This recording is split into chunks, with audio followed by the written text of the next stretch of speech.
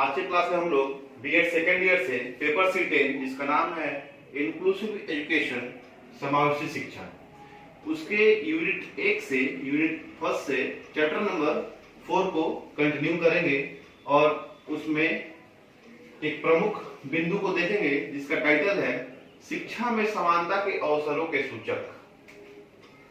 शिक्षा में समानता के अवसरों के सूचक, यानी कि शिक्षा में समानता है या नहीं है ये हम कैसे जान पाएंगे। तो इसके लिए हमारे देश में 4 प्रकार के सूचक को बनाए गए हैं, जो है प्रवेश के अवसर, दूसरा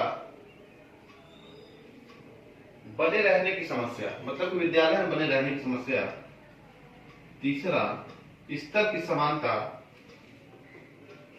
चौथा सुविधाओं की समानता। तो सबसे पहले हम स्टार्ट करते हैं फर्स्ट पॉइंट से, प्रवेश के अवसर।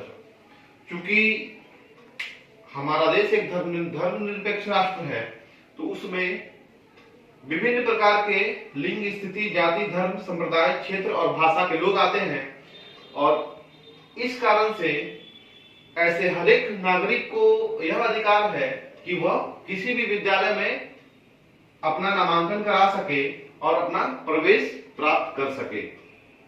तो प्रवेश के अवसरों की अगर बात करें तो इस देश में, इस संविधान में ऐसा होना चाहिए कि प्रवेश के समय किसी को भी बाध्य ना किया जाए कि आपका जाति दूसरा है, आपका धर्म दूसरा है, आप दूसरे संप्रदाय से आते हैं, या आपका क्षेत्र और भाषा कुछ दूसरा है जिस कारण से आपको नामांकन नहीं मिलेगा। तो ऐसा नहीं होना चाहिए। नामांकन सबों को समान रूप से मिलना चाहिए और यही पहला सूचक है जिससे हम पता कर सकते हैं कि हमारे देश में शिक्षा का समानता है या नहीं है। तो प्रवेश के आधार पे हम लोग सूचक को तय करेंगे। इसमें देखें कि हर एक नागरिक को किसी भी विद्यालय में प्रवेश करने में किसी भी प्रकार का कठिनाई ना आ पाए। सेकेंड पॉइंट है जो बने रहने की समस्या, यानी कि रिटेंशन। अगर विद्यालय में नामांकन हो गया तो क्या आप अपने पूरे विद्यालय काल तक, यानी कि फर्स्ट क्लास में अगर नामांकन हुआ और क्लास 10 तक उस स्कूल में क्लासेस चलते हो, तो क्या आप क्लास 1 से क्लास 10 तक उस विद्यालय में हैं, रुक सके हैं? तो विद्यालय में बने रहने की जो समस्या है, ये चीज को कम करना पड़ेगा। क्योंकि बहुत से बालक ऐसे होते हैं जो विद्यालय में प्रवेश तो ले लेते हैं, लेकिन बाद में आगे चलकर कुछ दिनों, कुछ महीनों, कुछ सालों के बाद विद्यालय छोड़ने पर विवश हो जाते हैं। और विवशता के निम्नलिखित कारण हो सकते हैं। या तो ये भी हो सकता है कि आर्थिक रूप से कमजोर हो बच्चे, या यह भी हो सकता है कि बच्चों को विवश किया जाए विद्यालय छोड़ने के लिए किसी भी कारणवश से। तो कहीं ना कहीं यह एक सूचक का काम करती है कि जो बच्चे विद्यालय में प्रवेश प्राप्त कर चुके हैं, क्या वे बच्चे विद्यालय में बने रहे हैं अभी तक। तो बने रहने के लिए भी बच्चों को प्रोटेक्ट करना चाहिए ताकि बच्चे विद्यालय में बने रहें। पॉइंट जो है स्तर की समानता। क्योंकि बात यहाँ स्तर की गई है, पाएंगे कि स्तर की समानता हर एक बच्चों के साथ उसी हिसाब से दिया जाए जो कि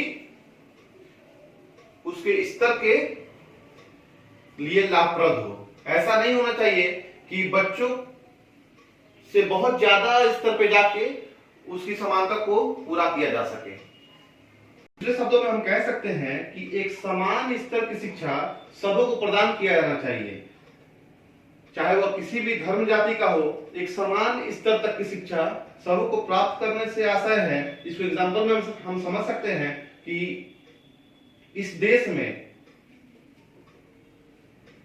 उच्च प्राथमिक तक की शिक्षा सबों को प्रदान करने का अनिवार्य रूप से अनुच्छेद बनाया गया है। संविधान में अनिवार्य रूप से उच्च प्राथमिक तक की शिक्षा सबों के लिए समान रूप से इसको बनाने का काम किया गया है। उच्च प्राथमिक से तात्पर्य है क्लास 8 तक के बच्चों के लिए। तो स्तर की समानता होनी चाहिए, क्योंकि इस देश में विभिन्न प्रकार की असमानताएं भी है, तो उन असमानताओं को दूर करने के लिए एक स्तर की निर्माण होनी चाहिए और उस स्तर को प्राप्त करने के लिए उच्च प्राथमिकता की शिक्षा सबों को प्रदान करने की काम को किया गया है। पॉइंट जो है इसके बाद सुविधाओं की समानता। चूंकि